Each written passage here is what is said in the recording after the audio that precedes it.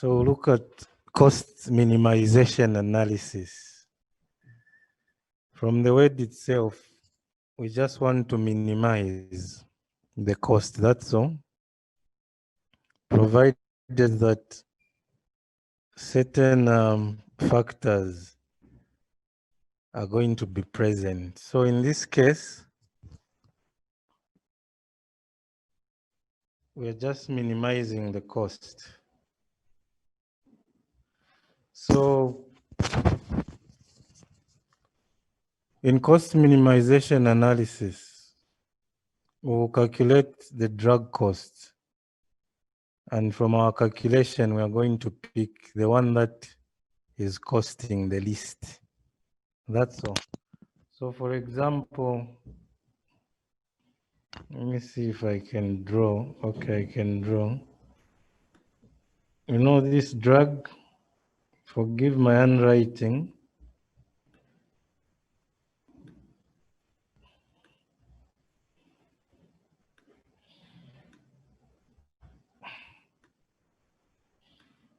So you have cimetidine and ranitidine. What are these drugs used for?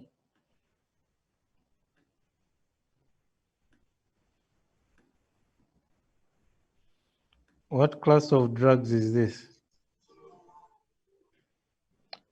These are H2 brokers. Okay, H2 brokers, you're right. Okay, let me. Okay, so these are H2 blockers. They are used in the management of ulcers, peptic ulcers to be precise. So,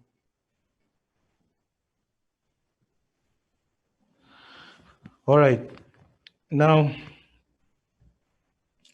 if you want to determine which one to include in the formulary, all you need to do is compare the cost of each.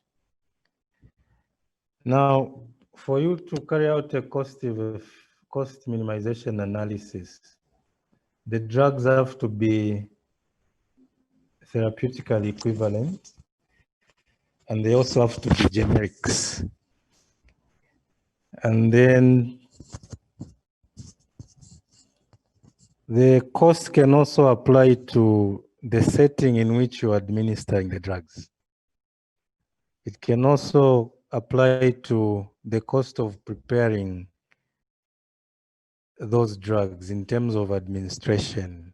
These can be tablets or these can be injections. So for example, you have cimetidine costing 25 kwacha per 10 tablets, and you have ranitidine costing 15 kwacha per 10 tablets. In your cost minimization analysis, you just pick ranitidine. That's all. But pharmacoeconomic evaluation is not as simple as just picking the least cost. No. That's why we look at other methods that review the hidden costs that cannot be seen. So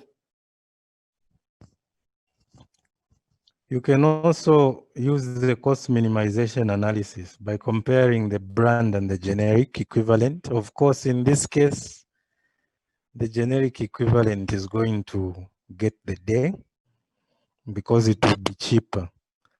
You can also use the minimization analysis to compare two generic equivalents like ranitidine and cimetidine.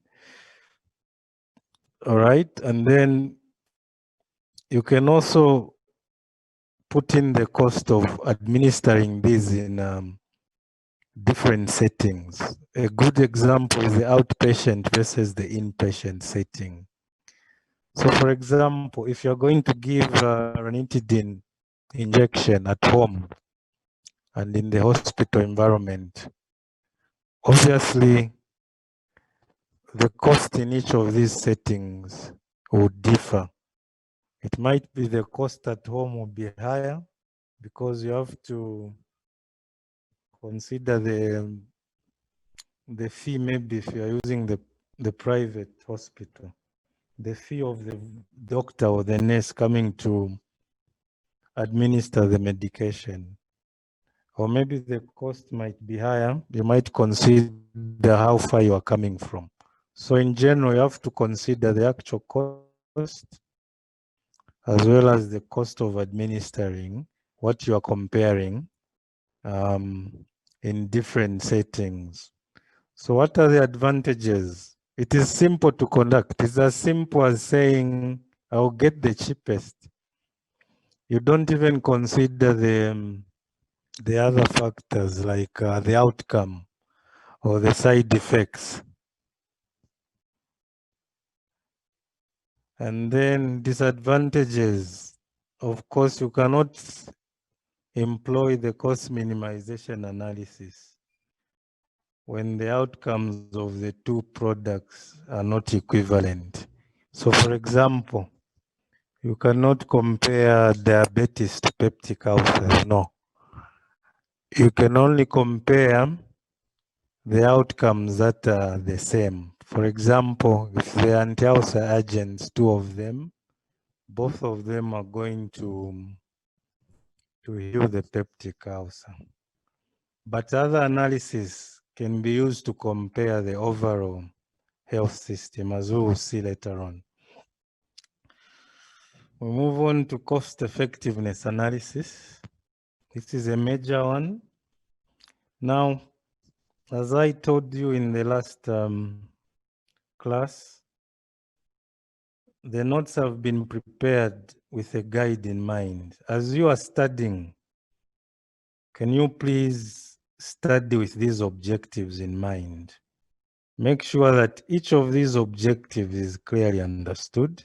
I'm repeating, this is where your competency lies. So look at the cost effectiveness analysis. In short, is it worth the cost? Is the cost worth it for us to give a drug that is costing 70,000 kwacha? Is it worth it vis-a-vis the outcome? Is it going to really cure the problem or the disease? So this is what we are going to look at. So look at mathematical models, how you can determine that this cost is worth it, this cost is not worth it. So in simple terms, that's what cost-effective analysis is all about. Now, these all analyses we are looking at are mathematical in nature. In as much as the example is simple in the cost minimization analysis, you have to consider the mathematical aspects. Even when you are explaining a question, you are going to get more marks if you're going to show an example, a worked example, and then explain that example, what it entails. In that scenario, it will mean you will have understood the subject. So in order for us to look at the mathematics involved, we have to define the input and the output measures for the CEA, the cost effectiveness analysis. By the way, these will be abbreviated, so be conversant with the abbreviations. In case a question says CEA, don't ask me in the exam room to say, what is CEA? No, you have to understand your notes. So we don't want to say the full word. We just want to say effectiveness analysis. So here you should define the input and the outputs. You should describe the characteristics. Then you should also give the advantages and disadvantages. And then you should explain the incremental cost effectiveness ratio. Explain it, and you should also calculate it. And you should also be able to interpret the values that you are going to find. Now, the input measure is cost. Of course, in monetary units, in our currency, it will be kwacha. In the USA, it will be a dollar. In the UK, it will be the pound. And the output measure, the natural units, the natural health units. So what are the natural health units? These are the parameters that we are familiar with. The vitals, like in diabetes, we are going to consider the millimoles per liter of glucose. This is a measure of how high or low the glucose is. It also represents the measure of, response. Is the patient responding to the drug or not? The only way you know is if the blood sugars reduce to the established level, the normal physiological level. If it's blood pressure, it will be, the millimeters of mercury. If it's asthma, you can use the symptom-free days, just observing if the patient is symptom-free after the administration of salbutamol.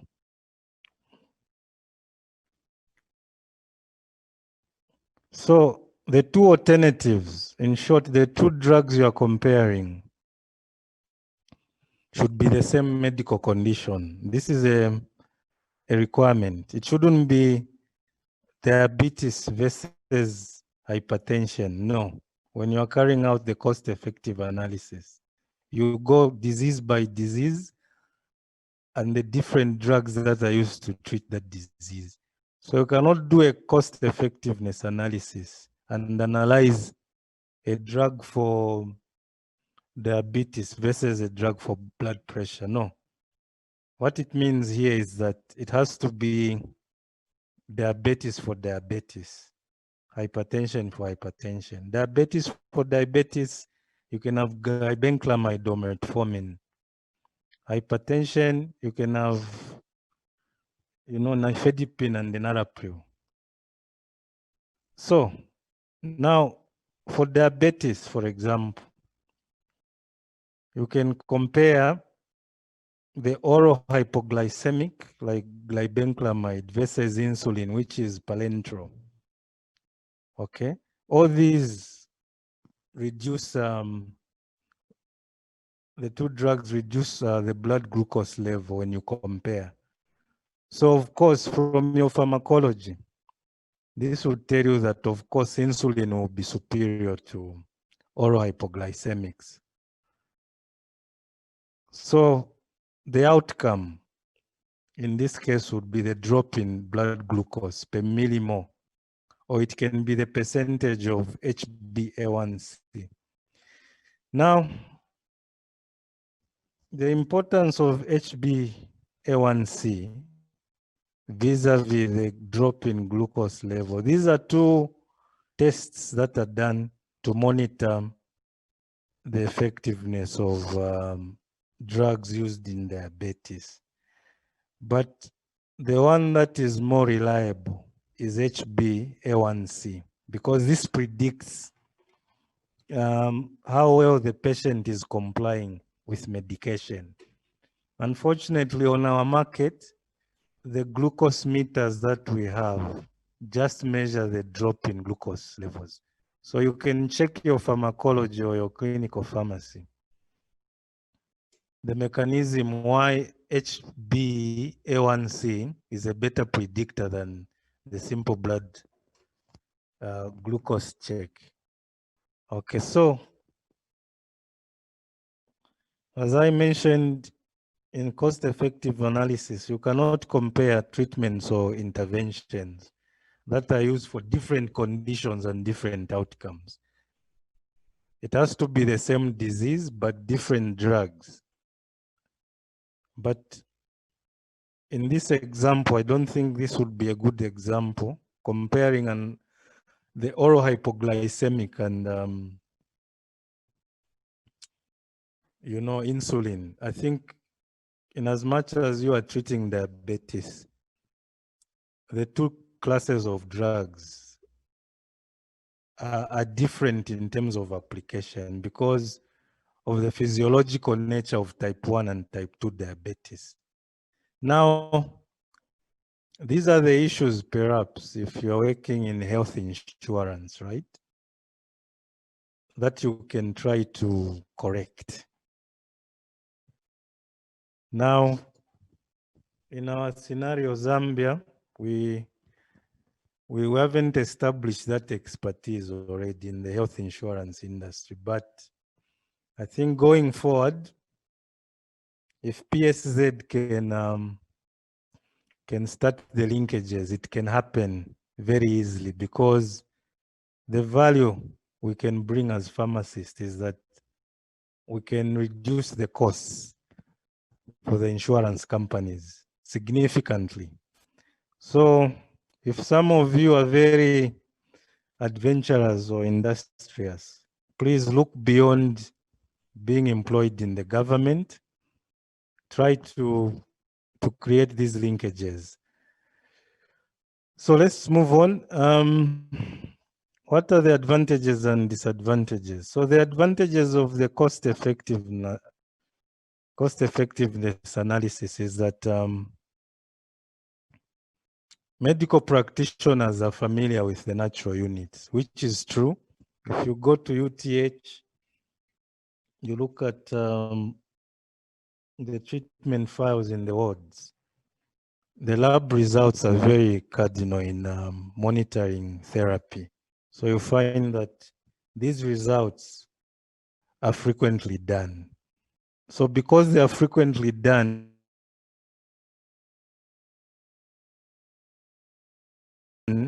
for medical practitioners, pharmacists, and prescribers, it is easy to access these results. Therefore, you can even extend this advantage. If you want to do your final year thesis, pharmacoeconomics is one of the disciplines that you can easily do your project because the data is readily available. Of course, with ethical approval, you can easily do and bring out information of the Zambian context. And then, if these natural units are familiar with practitioners, it means it will be very easy for you to explain drugs which will be cost effective after you do your investigation. The disadvantage is that, you know, you're only allowed to measure the outcomes in the same natural units, meaning you can only carry out this type of analysis to one disease type. If it's diabetes, it's diabetes. It cannot be across the disease states, no. So for example, the other example, you cannot compare hypertension, an antihypertensive drug to the anti-diabetic agent. So this is the limitation for this analysis. But when we look at the cost utility analysis, you'll be able to compare across the disease states.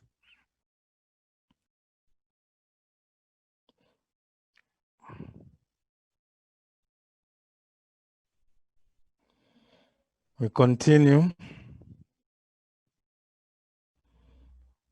So this is a continuation of the explanation, just an emphasis that treatments of the same conditions are compared and the same natural health units for you to undertake this analysis.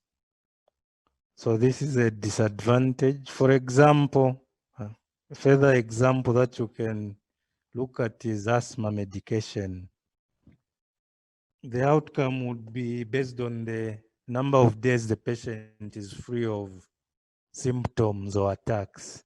Or you can use the instrument that can measure the forced expiratory volume. Okay. And then it is difficult again. You have to choose either the two. You cannot say I'm comparing salbutamol and ipratropium.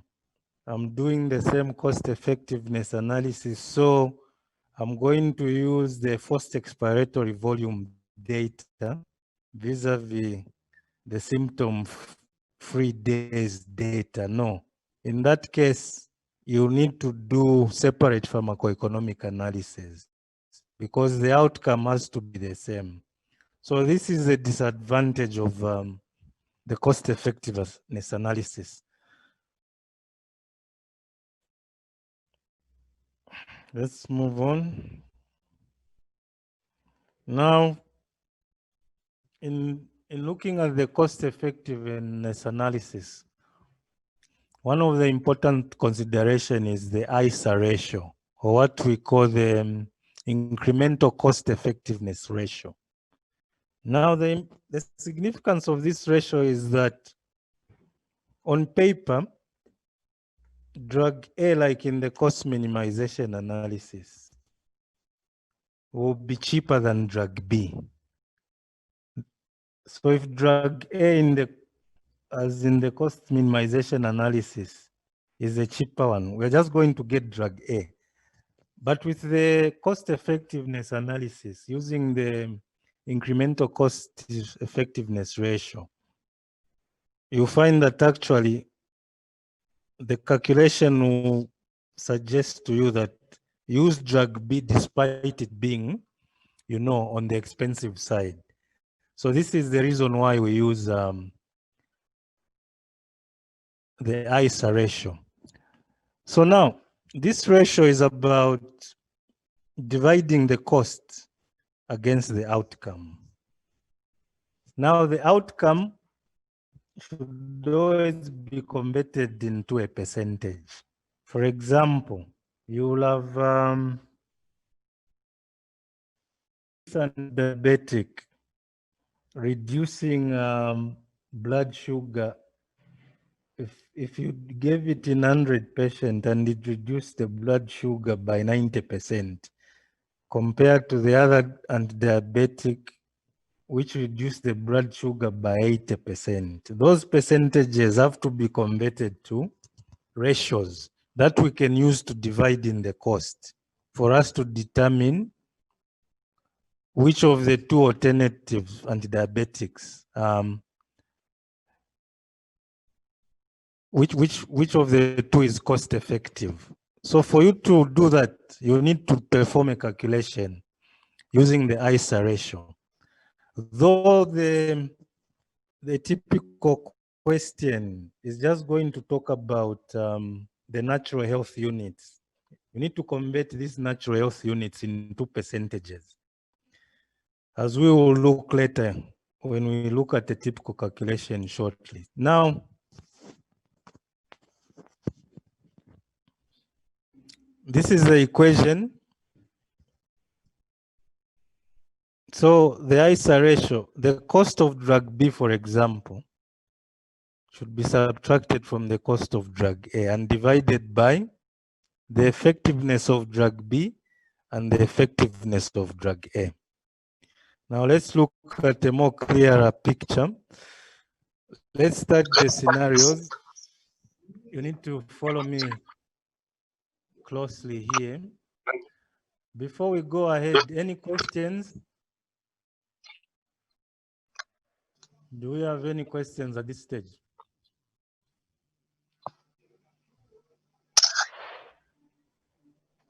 Okay, no questions.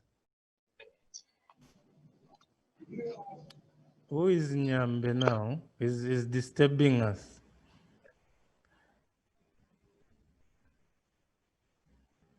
Okay, let's follow closely now. It will be important for me to read these scenarios. No, I won't read this scenario. Can we have a volunteer?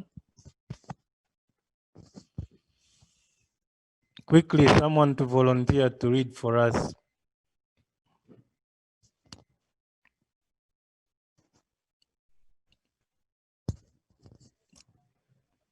Can we? Okay, thank you very much. Yes, go ahead. Scenario A, 2 antibiotic treatments are available to treat a chest infection. A and treatment B are used to treat 100 people in randomized controlled trial. Treatment A cured 85 people while treatment B cured 90 people. That is 85 out of 100 people. A treatment success rate of 85% were cured with treatment A. A 90 out of 100 people, a treatment success rate of 90% were cured with treatment B. Okay, thank you very much. So you see now, when you are given a question, don't be confused. We had two drugs, A and B. A had the 85% success rate and B had 90% success rate. At this stage, the cost has not yet been reviewed. Now, how was 85% arrived at? So, for example, this is an antibiotic, right? So the success rate could have been determined by infection clearance.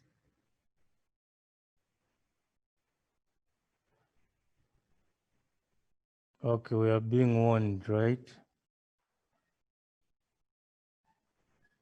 Okay, so these percentages were determined by infection clearance.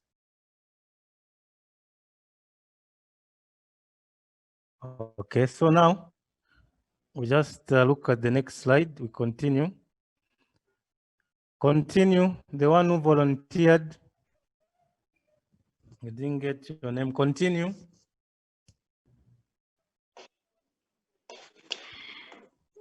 Okay. Yes. Treatment A is $400. $400. Side effect profile and duration and convenience of treatment do not differ according to the results from the randomized control trial. In this scenario, treatments A and B cost the same and there is no difference in side effect or convenience profile. Which treatment should be used? So which treatment should we use before you go ahead? These are the results. 85% for A and 90% for B. So which treatment should we pick naturally according to the results? I think B. B, why? Yeah. Why treatment B? 90. Why? Because the outcome is 90%.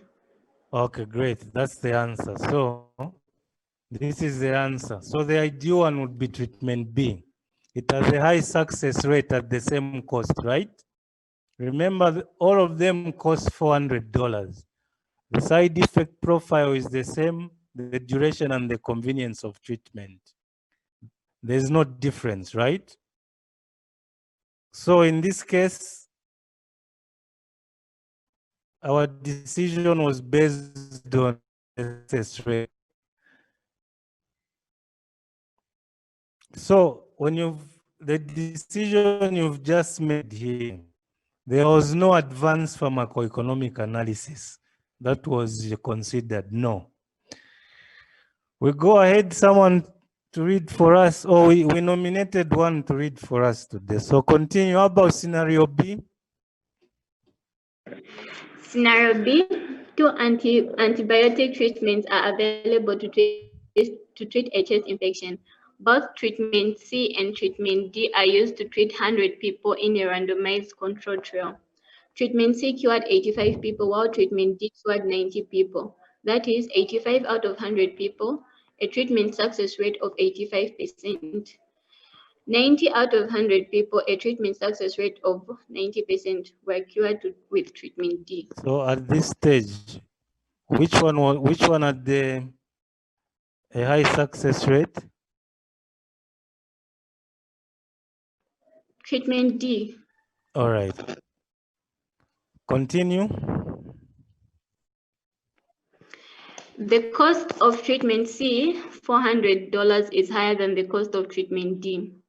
The side effects profile and duration and convenience of the treatment do not differ according to the results from the randomized control trial. In this scenario, treatment D costs less than treatment C, provides better outcomes with no difference in side effects or convenience profile. Which treatment should be used? What's your answer? Now, here we are factoring the costs.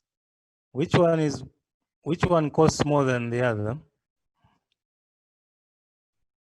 Treatment C. At what rate? 85, right? %, yes. So which one would you go for in this case?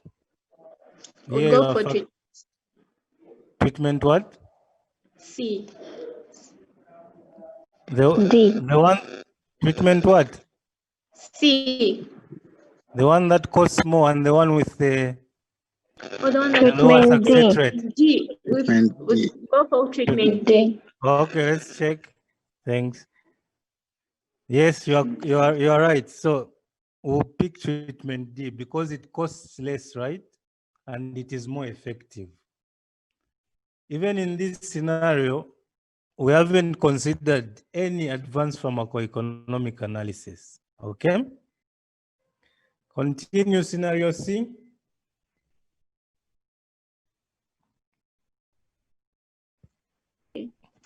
Scenario C, 2 antibiotic treatments are available to treat a chest infection.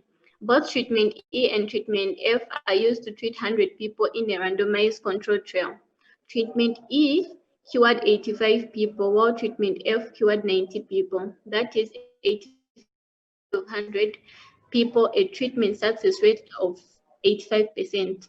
90 out of 100 people, a treatment success rate of 90%, were cured with treatment F.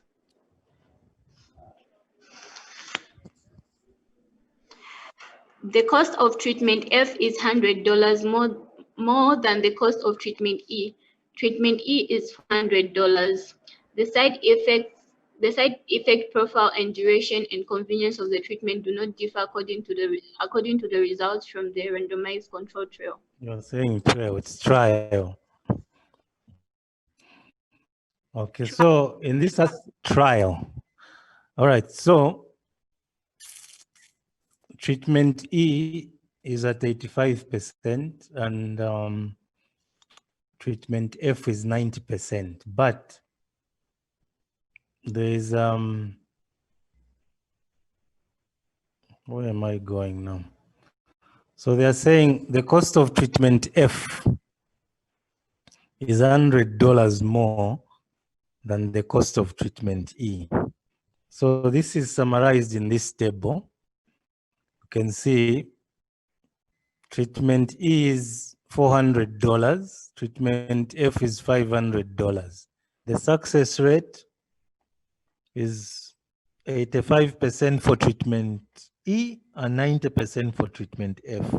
So which treatment should we select? Give us the answer. Treatment F. Okay, yeah. Now this is where we'll need to do the cost effectiveness analysis. Now,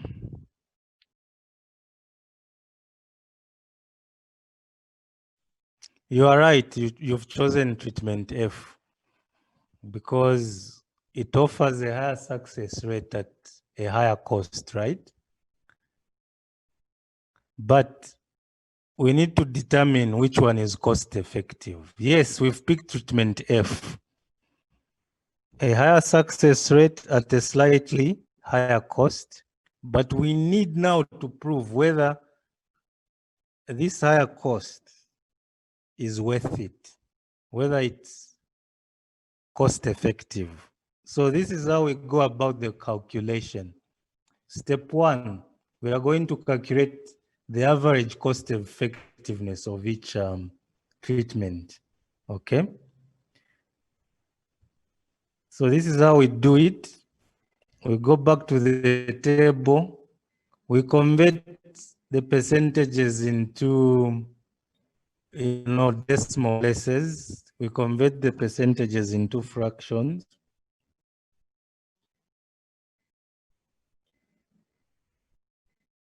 So 85% is 0.85% into 400. It gives us a cost of 470. Then for treatment F, at 90% success rate, 0.90 into 500, it gives us 555. So at this stage,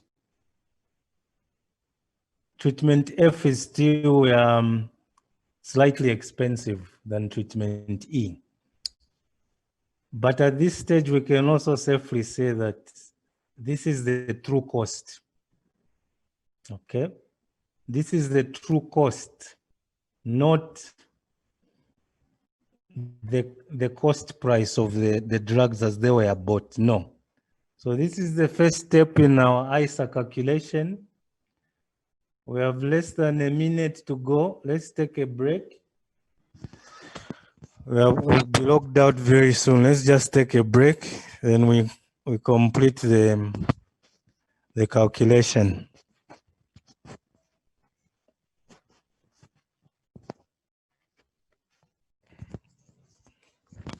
Here's where you add your value as a pharmacist, because these calculations are taking into account the clinical aspects of treatment. This very fact makes you as a pharmacist to be in a very unique position, because an accountant cannot really, relate these clinical parameters to translate them into costs. Only a pharmacist is better positioned. So even when you are trying to convince the insurance company to employ you, you really need to come out and convince them using such kind of presentations. Then they'll say, okay, I think you are the correct man or woman to join us, to join our team. Now, when you compare with our counterparts who are working in insurance, like in the Western world, Europe and the USA, these are the kind of jobs that they assigned. You can be a compliance coordinator. You can also be a specialist in regulatory insurance. You can also be an informatics specialist, or you can also be a coverage specialist. Now, disciplines shouldn't be traditional in nature. When you say, no, me, I'm a pharmacist, I cannot do that, then you cannot expect growth or wider diversification. A good example in my scenario, being your lecturer and,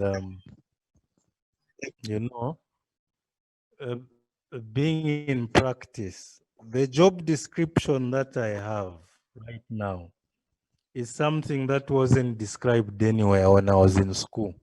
It just evolved, all right? So in the similar circumstance, as pharmacists, we need to, to cross this horizon. Why? Because we have the numbers now. The only reason why insurance companies might not be interested in our services as pharmacists is because, as a profession, we haven't approached them with a presentation. This approach can either be you as individuals, or it can be a collective effort of the Pharmaceutical Society of Zambia. Now, in case some will be asking, but why?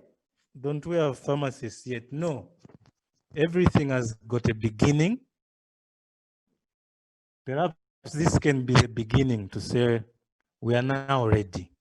Okay, so this is the more reason why you are learning these things. So don't limit yourself. Please take great interest and start reading further so that if an opportunity arises, you can be one of the pioneers who can open the door for everybody.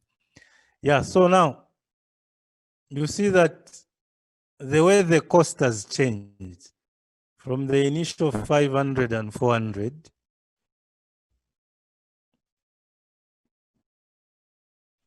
is something that is unique to a pharmacist. This is typical costing in account, in finance, those who study CCA, CMA. This is what they spend their time doing.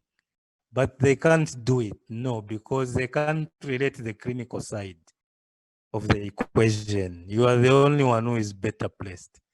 So now, let's finalize this equation. So what does the cost effectiveness ratio tell us? So the average cost effectiveness for drug E,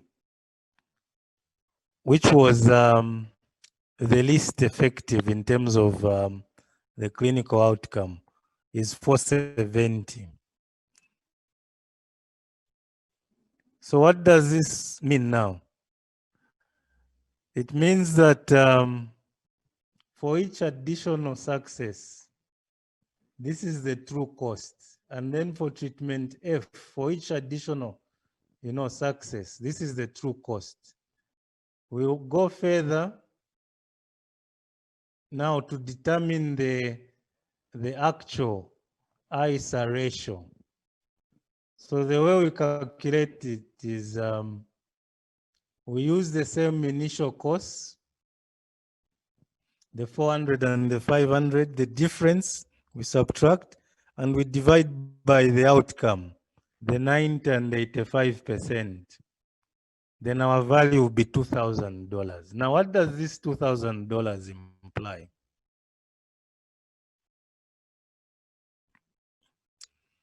So the $2,000 is the true difference in cost between treatment A and treatment F and treatment E. Okay. So for every 5 cures that you achieve, you are going to get an additional $500. This is what the first concept in this acronym stands for, incremental, right? You've seen that even in the previous calculations, right? There's been a shift from the initial 400 to 470. This is what it means. Incremental cost effectiveness ratio. So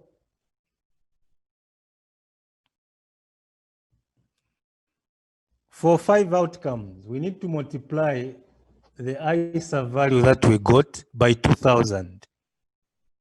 Okay?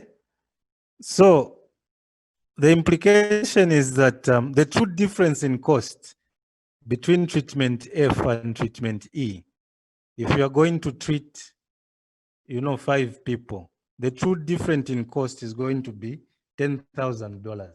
Okay? Now, this is important because at any given time, it might be a country, it might be a company, a private company, private hospital.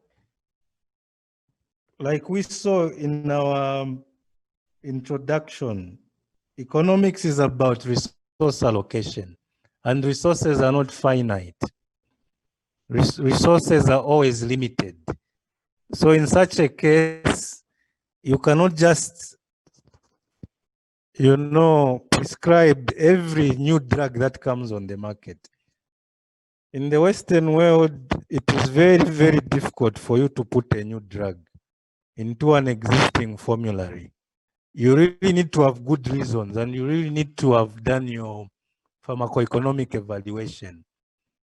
But in our case, we just add. We don't mind the cost to the government, the cost to the insurance company if it's a private setting, and we really don't care about the additional cost to the patient. A good example could be in our scenario, the drugs used in cancer, right? Remember that those drugs initially, they haven't been listed in the Zambia essential medicines list because the cancer program is relatively new. It's just a few years old. Now, check the drugs that are being used, right? Some of them were released as, as recent as, if I can remember, 2014. In drug development, 2014 is relatively new, right? No, you have to really carry out an analysis, because what's happening right now, for example, some of the regimens, part of the regimens, I would say, you find that one vial for some injectables is costing 11,000 kwacha. Then you just do a quick check on Wikipedia. Which year was this released? Then you find that, no, it was released in 2014. But how come Zamra has even brought it in Zambia? Is the question you should ask yourself, is it cost effective? Yet, when you go on the web, you say, okay, let me look at maybe what Europe is using. That drug is not even there. Okay, so for you, you are privileged now that you are learning this, subject, and you are the people. If you are going to find yourself in these authoritative positions, please, can you think about the patient, the cost that we are burdening the patients with? Because pharmacists are saying, no, we haven't done pharmacoeconomics, so it's fine. And again, you should remember that the supply chain is dynamic. If you are in the retail sector, when such prescriptions come, right, for you, you'll be excited. Why? Yes, if I can sell a drug at 11,000 kwacha, I've gained, right? But now, morally, no. Always remember that this is the cost to the healthcare system. So that's why you have to always, manage resources very carefully. Because the same 11,000 kwacha, for example, if you had to spend it on other drugs, right, that are off patent, they can go a long way in treating these cancers at a very effective cost. Okay. So I just wanted you to have an understanding, a deeper appreciation of why pharmacoeconomics is so important. Okay.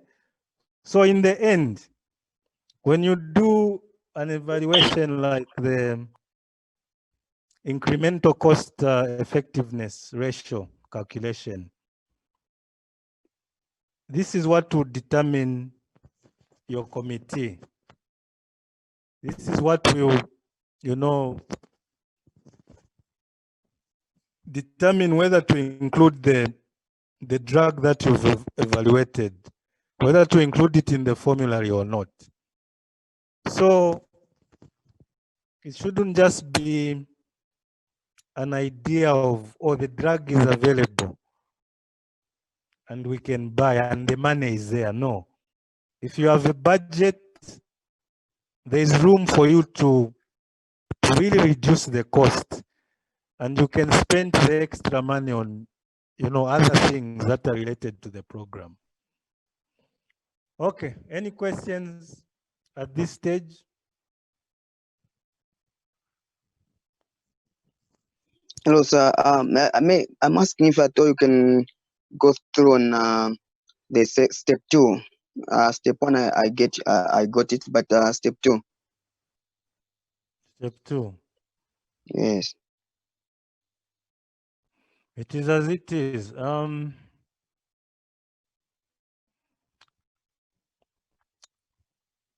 Okay. Here, what you should understand is that the formula has been given, right? If you compare with step 1, right? You've seen what was done. This is a simple ratio. We're just determining the average cost effectiveness by dividing the success rate into the cost. Then it's giving us the true cost. Step 1 is very different from step 2. You see, here we are using the original values, and here we are using now the differences, right? The difference between the two alternatives, the difference in cost and the difference in the outcome to arrive at the ICER ratio. But in step 1, let me just go back. Here we didn't use the difference. We are just trying to find the average cost effectiveness for the individual alternative treatments E and F. So this is a major difference. So take step 1 to have nothing to do with step 2. It's just a comparison, right? Now, like I said, what you should just consider is the equation, how to arrive at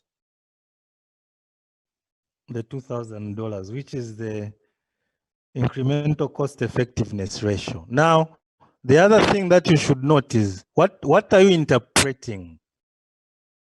What does the 2,000 mean?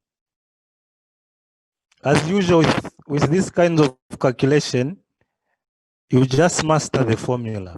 But mastering the formula now isn't enough. No, you have to interpret. So this is the explanation that was given.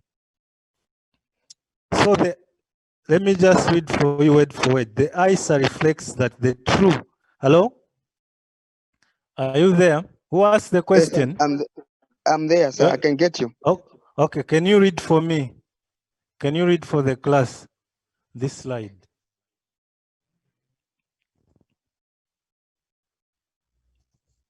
Hello?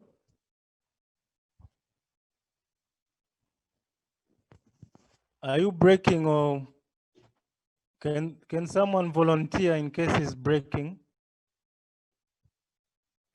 Hello? Are you able to get me? Yes, sir. Can someone read? Can someone read the interpretation for the benefit of the whole class?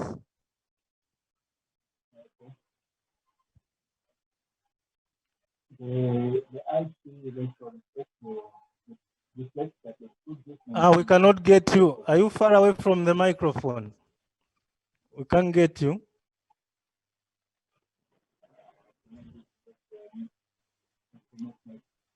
Hello?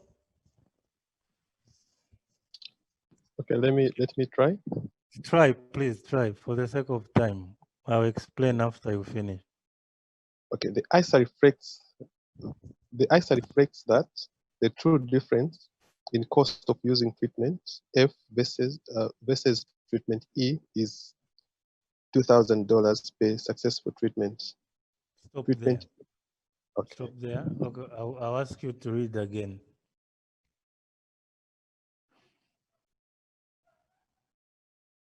So that statement is exactly as the equation, right? The true difference. First of all, look at this difference, right? For the simple average cost effectiveness, division. In short, they are saying that this is not the true difference. The true difference when we use this equation, which will always be provided for, is $2,000. Okay? Continue. Continue reading. Treatment F cured 5 more people than treatment E. Okay, continue. The cost to achieve these 5 additional cures was not $5,000 $500. Mm-hmm. and $100 by 5 cures. Mm-hmm. Then continue. It was $10,000 per $2,000 per successful outcome by 5 successful outcomes. Mm-hmm. The ICER means that the true difference in cost of using treatment F versus treatment E is $10,000. Mm-hmm. The ICER allows us to review the cost for each successful outcome. Okay. So that's the meaning. Okay. But for the purposes of appreciation, questions are going to be based on you calculating the ICER ratio. At this stage, I don't think you're going to be asked to interpret. No, maybe in your 5th year, because in the 5th year, pharmacoeconomics has been continued also. Maybe at that stage, are you going to be allowed to do interpretations? Because in a real situation, when you do your analysis, your review, you have to give a report out of the values that you find. So at this stage, we just need to appreciate why. We just need to look at the interpretation, but in the 5th year, perhaps, you interpret more of these values than you will be calculating them. Okay. So I think we end there. The next one will be the cost utility analysis. Any questions?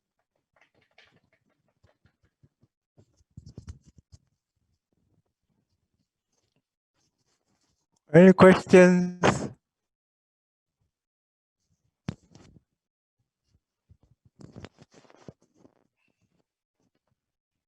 Are you able to get me?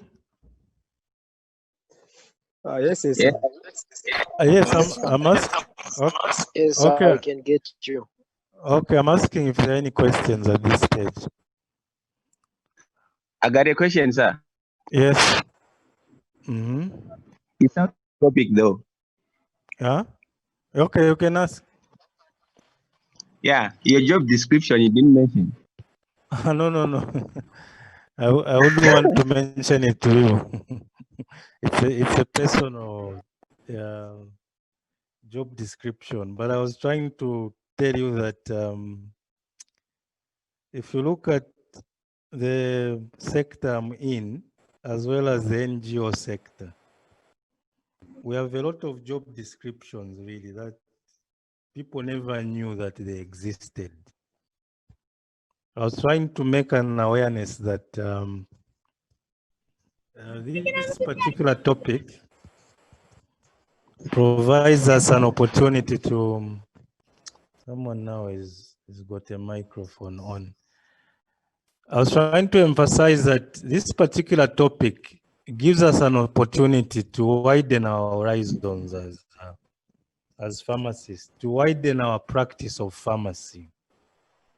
You cannot have this kind of, material where someone graduates, they have the skill, but they cannot use it. Yet the industry they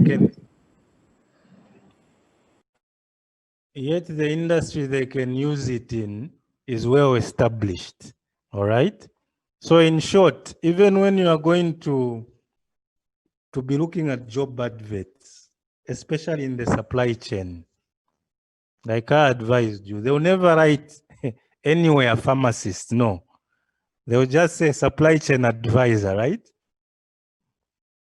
Then it's up to you to focus your eyes on where they are saying, qualifications. That's why you find BFAM there. But if you see supply chain advisor, at least the first sentence will tell you, this is a pharmaceutical job. Okay. So we should have a wider appreciation of your skill set. Where can it be applied? Despite the organization that, is promising, not even advertising anything closer to what you've studied. No, but there's a way you can, start penetrating some of these settings. Any questions? Oh, yes, you still have a personal questions. Mark Lawrence. Yes, good afternoon, sir. Yes, good afternoon.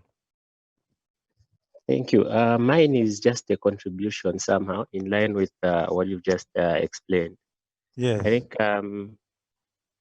I like the way you've emphasized and how you have encouraged many people to take up such areas of the profession. Yes. Which seem at the moment like they are very ideal, but they are somehow neglected.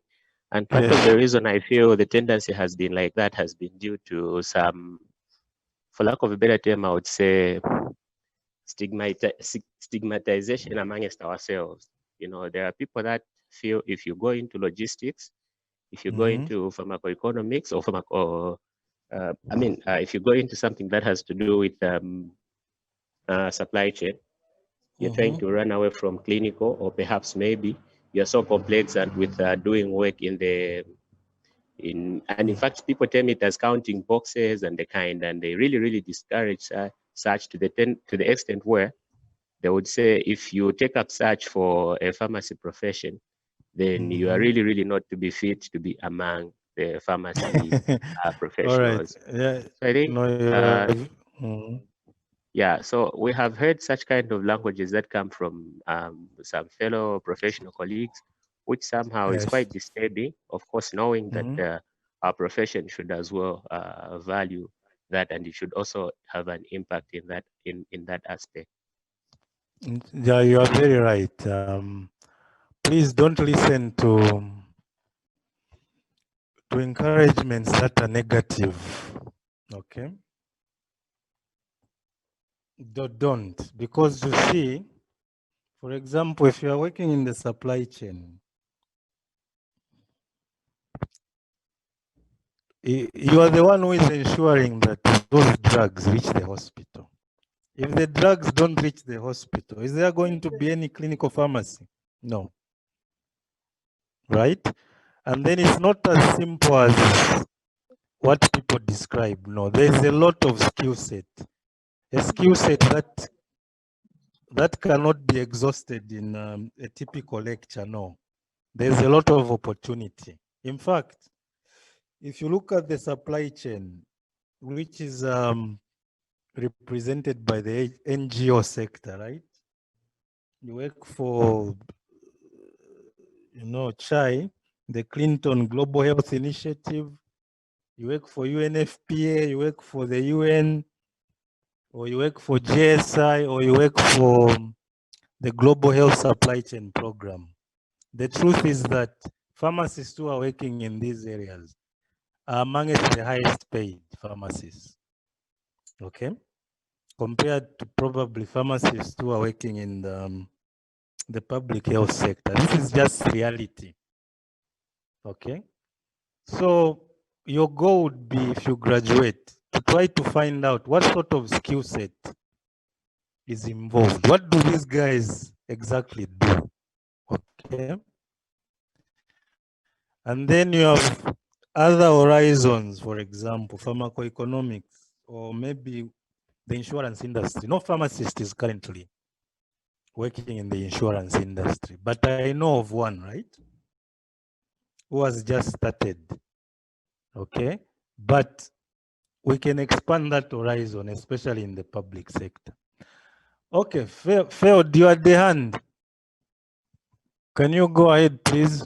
We have less than 10 minutes before we are logged out, technically. Feld. Yes, sir. Are you able to get me? I am, clearly. Hello? Yes, I can get you clearly. Yes. Yes, I wanted just to find out, after we have done our ICER value, we have known the true difference between these two drugs. Yes. Knowing, like, from our example, I've not said the true difference between these two medication after considering all the factors, we have found that is $2,000 US. Now, how do we come up with which one to choose after knowing the true value? Oh, yeah. The true difference. Okay. Yeah, those are the kind of questions I should have expected. Okay, good question. Okay.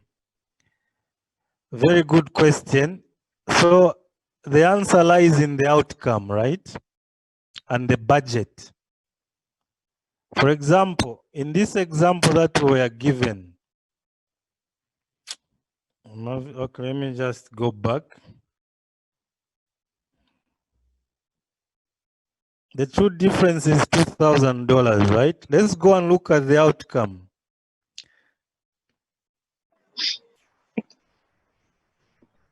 Whatever I'm doing, I don't know. Okay, so the most expensive one was 90% success rate, right? And it costed $2,000 more than the one that had an 85% success rate. Now, when you look at $2,000 and the example we are given that if you treat 5 patients, that's $10,000. Who has the mic on now? So from this analysis, I would think that, in my view, treatment F would be very expensive. So I would go for treatment E. Okay.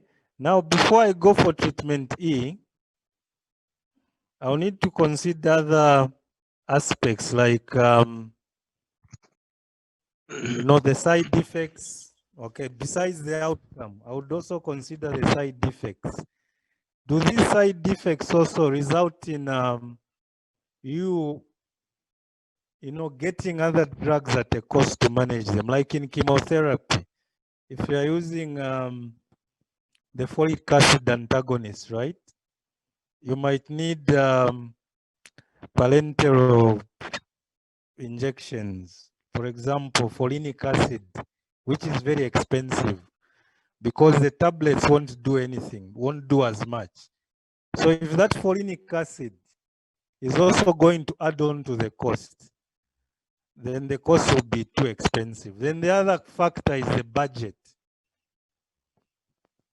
If we are going to treat so much number of patients and our quantification budget is this much, are we going to be over budget or within budget? So those are the considerations that you are going to take into account.